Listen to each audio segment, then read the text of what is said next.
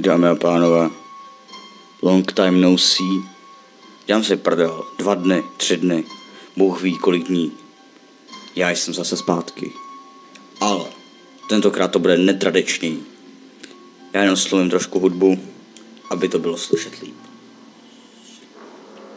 Dneska jsem tady šel a vypadám jako Neo. A do hajzlu ta hudba řve. Dobrý. Teď to není slyšet i v mém mikrofonu. Žádná ozvěna, nic. Dneska budeme zase číst strašidelné historky jako minule. Freaky Michal se vám velmi líbil. Je to jedno z mých nejpopulárnějších videí tady na střední škole. Jsem rád, co jsem chodil na základku, tak jsem byl známý jako pěkný čurák a čurácké videa. Všichni čuráci mají čurácké videa, že jo?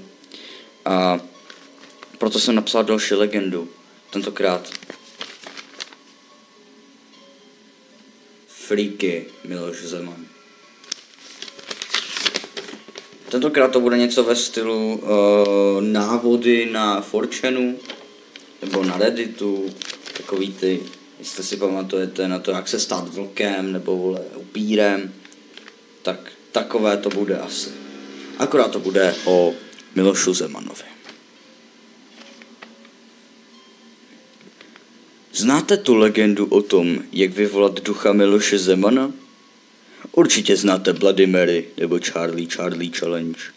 Tato legenda se vypráví mezi největšími politiky České republiky, následně mezi jejich potomky. Říká se, že Miloše Zemana lze zabít jen tak, že si zapnete ulici díl 1950, zapálíte na hajzlu svíčky, do hajzlu spláchnete becherovku, ožerete se americkou kořálkou.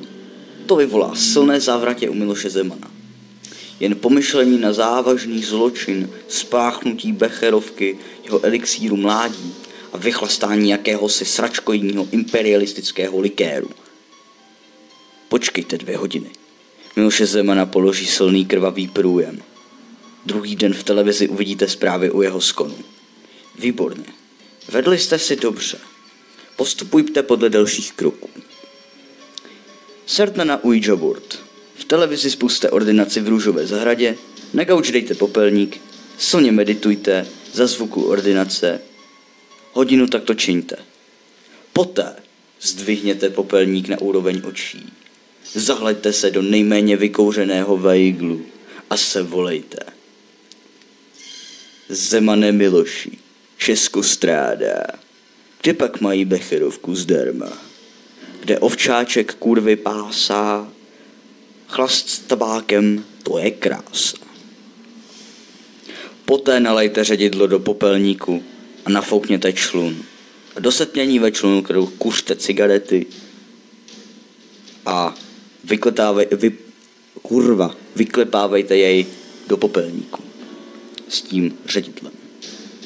Cítíte-li zápach stařešiny a vodky, uslyšíte-li hlasité naříkání Kunda, kunda, vyvolali jste ducha pana Miloše Zemana. Povídejte si s ním, nabídněte mu cigaretu a za odměnu vám dodá 3 litry borovičky. Jakmile vás Zeman přestane bavit, vylejte ředidlo z popelníku do člunu a zvolejte. Zemane, Zemane, ředidel v popelníku jest člun nafokovací v posvátné kundě. Pozdravte Zemana, čus a Zeman odletí. Potom, co rituál vykonáte, budete mít 10 let štěstí.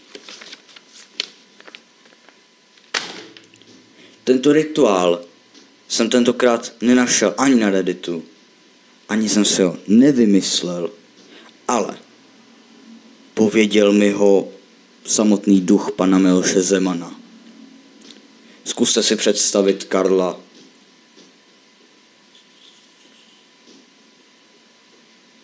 Jak je za intrem.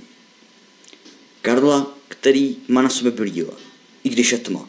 Co pak asi skrývá? Rudé oči jako čurák. Ten Karel vám řekne. Mluvil ke mně pan prezident Miloš Zeman. Věřili byste mu? A potom na vás vytáhne storku, jak ho vyvolat. Toto je ta krásná story o Milošu Zemanovi. Pan Miloš Zeman byl kdysi už takový freaky. Ale tentokrát pan Miloš Zeman dosáhl takové úrovně freaku, že kámo, aj Diddy se ho bojí. To víte.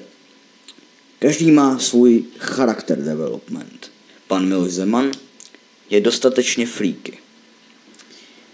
Dámy a pánové, víte, jak dopadl hobbyhorsing? Pamatujete si na to video, který jsem vydával nedávno?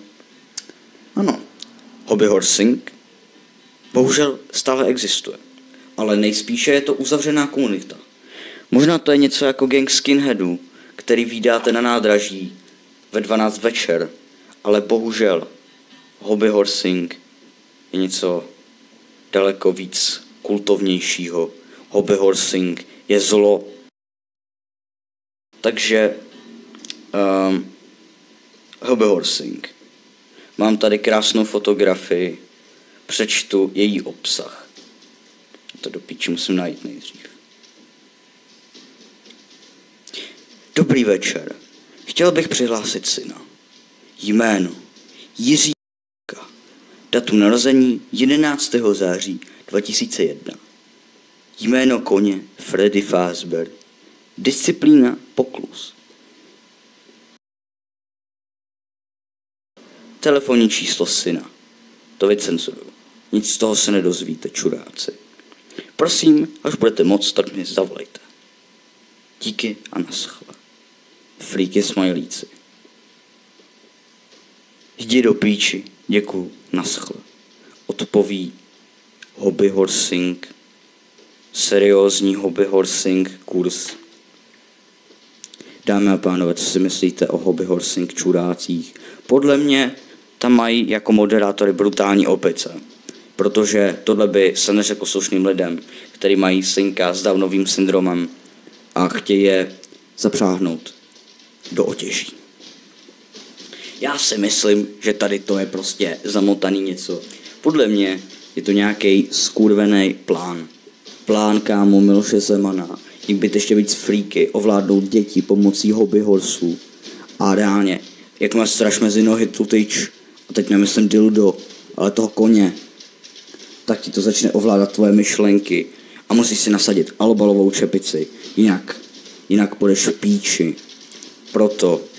Proto kámo, buďte opatrný, nenaleďte podvodníkům na jejich hobbyhorsing taktiky, je to moc freaky na vaší mysl. Reálně hobbyhorsing je zákeřný. Já vám děkuju, že jste sledovali toto video. Doufám, že nikdo z vás nebude se ani pokoušet skontaktovat hobbyhorsing lidi, protože, kámo, jak jste viděli, určitě to jsou nějaký kultovní čuráci v kultu. Ne, že jsou kultovní, ale že jsou v sektě. Sekta hobbyhorsingu je reálně fakt freaky, všude zase tady ty duchové jak svině a jelikož já mám pro vás tajemství, já teď začnu dělat hudbu full time, ale mám malý problém. Já jsem hrozně línej. Tady máte všechny píčoviny. A já vás miluju, pokud teda nejste brutální smrdí. Uvidíme se příště. Nebuďte hobbyhorsing.